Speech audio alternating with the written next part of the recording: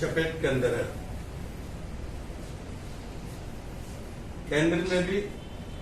इस कोरोना महामारी से आम जन को राहत देने के लिए हर संभव प्रयास चल रहा है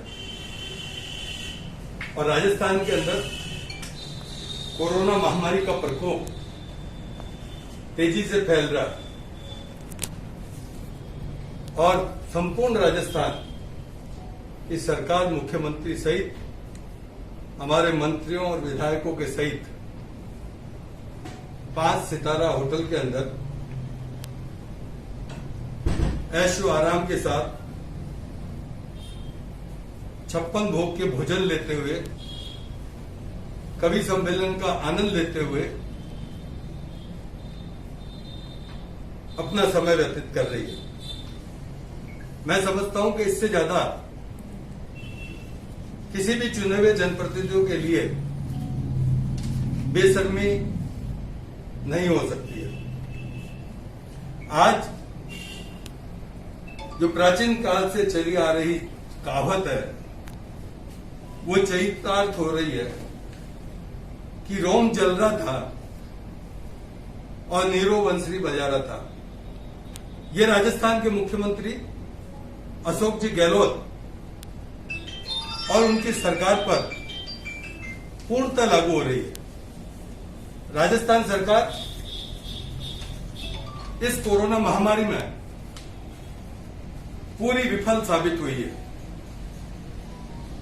और इस महामारी में इस जिले के प्रभारी मंत्री और इस जिले के एकमात्र जो अपने आप को पावरफुल मंत्री कहते हैं, चिकित्सा मंत्री रघु शर्मा जी ने एक बार भी जिले में आकर किसी प्रकार की खेल खबर नहीं ली और यहां तक कि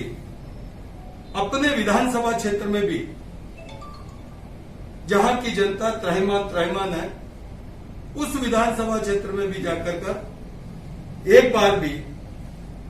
किसी प्रकार की खबर नहीं ली है। मैं अभी देश के प्रधानमंत्री नरेंद्र भाई मोदी के दूसरे कालखंड की 1 वर्ष पूर्ण होने के अवसर पर मैं संपूर्ण जिले के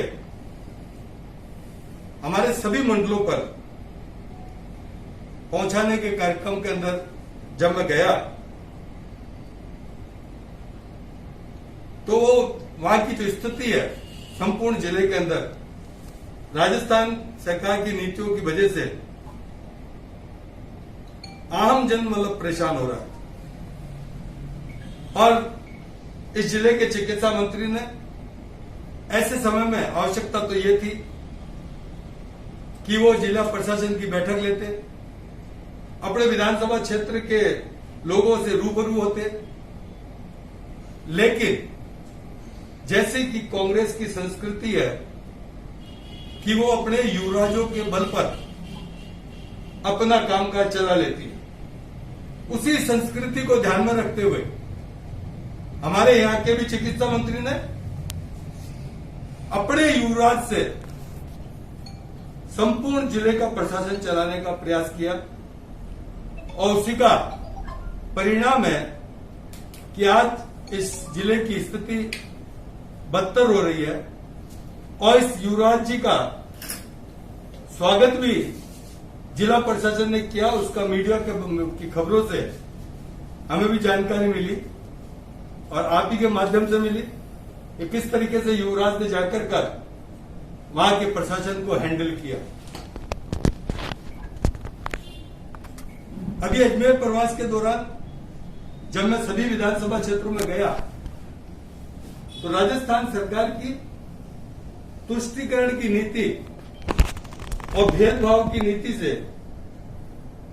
संपूर्ण वहां का क्षेत्र, गांव हो चाहे किसान हो चाहे गरीब हो, आमजन परेशान है। और इसके हमारे पास जो प्रमाणिक सबूत मिले है कि जब वहां का ग्राम सेवक यह कहता है कि आपको नरेगा के अंदर हम जब देंगे काम जब आपके पास कांग्रेस का सर्टिफिकेट होगा, और क्योंकि हमारे को मंत्री जी ने यह कह रखा है कि कांग्रेस के अलावा किसी भी पार्टी के कार्यकर्ता को काम नहीं देना। वहां के लोग इस भेदभाव से अत्यधिक परेशान है। उसके साथ साथ चाहे वो प्रधानमंत्री आवास योजना हो और चाहे नरेगा हो, और इसके साथ साथ भी किसान अभी तक जो खरीफ की फसल बोनी है उसका खाद, उसका बीज, अनुदानित दवाइयां जो 15 मई तक मिल जानी चाहिए थी, आज तक नहीं मिल पाई। इससे भी कई किसान परेशान है। इसके साथ साथ केंद्र सरकार ने, देश के प्रधानमंत्री नरेंद्र भाई मोदी ने प्रवासी बंधुओं के लिए और उन विशेष लोगों के लिए जो इस कोरोना महामारी की चपेट के अंदर आ गए हैं और रोजगार के साधन खत्म हो गए हैं, वो भूखे नहीं सोए, उसके नाते जो 2 माह का फ्री अनाज देने का जो व्यवस्था की है और केंद्र सरकार ने दे दी है, उस विषय को लेकर राजस्थान सरकार ने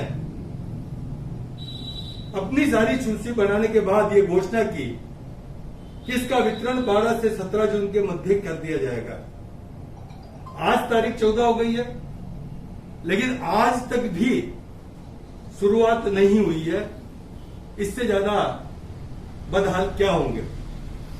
और जो दिशा निर्देश दिए, उस दिशा निर्देश में यह कहा है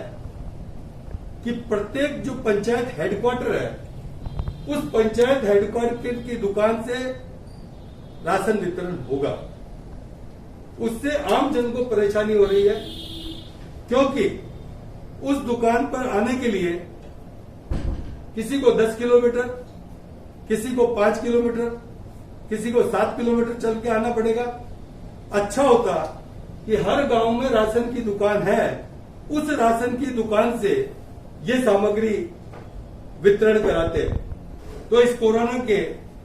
भय से भी बचा जा सकता था। इस भीषण गर्मी में पेयजल की व्यवस्था चरमरा रही है। चारों ओर पेयजल को लेकर के परेशानी हो रही है। लंबी लंबी लाइनें लगी हुई है। सोशल डिस्टेंसिंग खत्म होती जा रही है। लेकिन जो राज्य सरकार का धर्म है कि इस गर्मी के अंदर कंटीजेंसी प्लान बनाकर उस पेयजल की व्यवस्था ठीक करनी चाहिए, लेकिन आज की स्थिति यह है कि पेयजल की व्यवस्था भी ठीक नहीं है और जब वितरण हो रहा है वहां भी अव्यवस्था है और जो कुछ पानी दे रहे हैं वो भी कम दबाव से दे रहे हैं और इससे भी आमजन परेशान है। जिले के अंदर सख्त कानून व्यवस्था को लेकर भी कई प्रश्न चिन्ह खड़े हो रहे हैं और सबसे बड़ा जो प्रश्न चिन्ह खड़ा हो रहा है वो चिकित्सा मंत्री के खुद के विधानसभा क्षेत्र के अंदर हो रहा है। कोरोना महामारी के दरमियान 12 मार्च के आसपास ललाई गांव के अंदर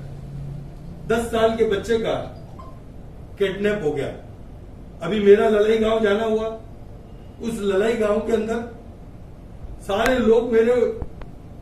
को कहने लगे, उनके माता पिता के आंखों में आंसू आ गए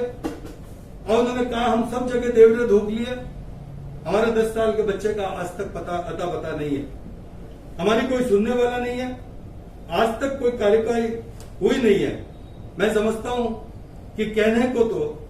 रघु शर्मा जी बहुत ही पावरफुल मंत्री है, लेकिन उन पावरफुल मंत्री के क्षेत्र में गुंडागिर्दी, डराना धमकाना और जिस तरीके की दादागिरी हो रही है, आम जन आहत है और भेदभाव खुले आम हो रहा है और संपूर्ण प्रशासन मंत्री जी के आगे पीछे घूम करके कठपुतली बन गया है, उससे आम जन परेशान है। इस कोरोना महामारी में जब केंद्र सरकार भरपूर राहत सामग्री भेज रही है, लेकिन राज्य सरकार की व्यवस्थाएं चौपट है, क्योंकि वो अपने बनाए हुए जाल के अंदर ही फंस गई। राज्यसभा के चुनाव के अंदर जिस तरीके का प्रोपेगेंडा राजस्थान के मुख्यमंत्री जी ने किया, आज उस जाल के अंदर वो खुद उसके अंदर फंसे हुए हैं। और इसके कारण उन्होंने जिस तरीके से कोरोना महामारी का बहाना बना कर एक ऑर्डर निकाला कि राज्य की सीमाएं बंद की जाती है, और उसके तुरंत बाद जब चारों ओर से आलोचना का होने लगी तो शाम तक उसको चेंज करना पड़ा, केवल इस कारण कि वो अपने राज्यसभा के अंदर किसी भी विधायक को सीमा से बाहर नहीं जाने दे या अपना किस तरीके से बचाव करे। केवल अपने बनाए हुए जाल के कारण हिंदुस्तान के अंदर कोई अभी सीमाएं बंद नहीं है, लेकिन राजस्थान एकमात्र ऐसा राज्य है जहां सीमाएं 7 दिन जब तक कि एक राज्यसभा का चुनाव हो उसके अंदर ये सीमाएं बंद की। मैं ये कह सकता हूं कि राजस्थान सरकार और उनके मंत्रियों का ध्यान इस कोरोना महामारी को से आम जन को राहत देने का दूर दूर नजर नहीं आता है। केवल अपनी कुर्सी बचाने के लिए उलूल फुलूल बयानबाजी जो कर रहे हैं उसके अलावा कोई है नहीं। तो राजस्थान सरकार से आम जन ने जो उनसे मांग की थी कि पानी के बिजली के बिल माफ किए जाए, आज तक वो माफ नहीं हुए। यहां तक कि उन्होंने कहा कि 2 अप्रैल को हम पेलेंट्री वसूल नहीं करेंगे, जिनके बिल बकाया रह गए उनसे भी उन्होंने पेलेंट्री वसूल कर आम जन के घावों पर नमक छिड़कने का काम किया है। ऐसी सरकार को हम चेतावनी देना चाहते हैं कि वो समय रहते हुए सावचेत रह जाए। जनता का आक्रोश बढ़ता जा रहा है, पर जब जनता का आक्रोश बढ़ेगा तो वो सामने भी आएगा। उस वक्त भारतीय जनता पार्टी के एक राजनीतिक पार्टी के हम कार्यकर्ता होने के नाते हम उस वक्त चुप नहीं बैठ सकते, और आवश्यकता पड़ी तो हम जन आंदोलन भी खड़ा करने में कोई पीछे नहीं रहेंगे। धन्यवाद।